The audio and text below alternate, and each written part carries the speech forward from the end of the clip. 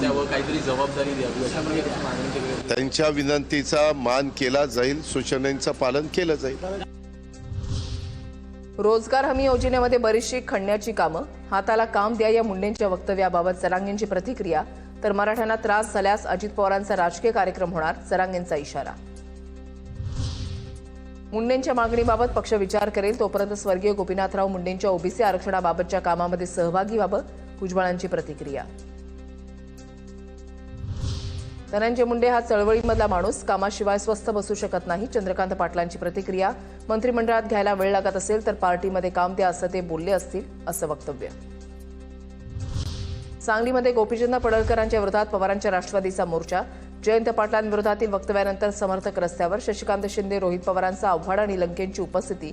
राजाराम बापू पाटलांच्या पुतळ्यापर्यंत मोर्चा.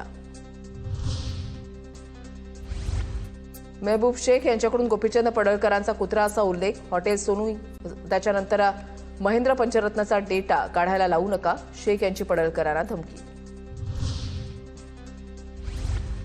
काही महामंडळ हे काम न केल्यामुळे तर एसटी आणि मुंबईतील बेस्टही तोट्यात. सार्वजनिक वाहतूक व्यवस्था कुठेही फायद्यामध्ये नाही, भुजबळांची प्रतिक्रिया. महामंडळ नाही तर सरकारच तोट्यात. जातींच्या नावासाठी महामंडळ उघडली, सरकारला ओव्हरड्राफ्ट करून कर्मचाऱ्यांचे पैसे द्यावे लागतात, नाना पटोलेंची टीका.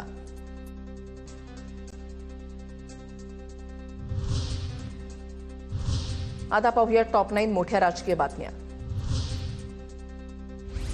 बंजारा समाजाला एसटीतून प्रमाणपत्र द्या, बंजारा समाजामधील सर्व नेत्यांनी मागणी करावी, गुणरत्न सदावर्तेंचं आवाहन. तर हैदराबाद गॅझेटचा उपयोग मराठ्यांना होणार नसल्याचंही वक्तव्य. ब्रेकनंतरची बातमी. अहिल्यानगरच्या शेवगाव तालुक्यात ढगफुटी सदृश पाऊस झालाय.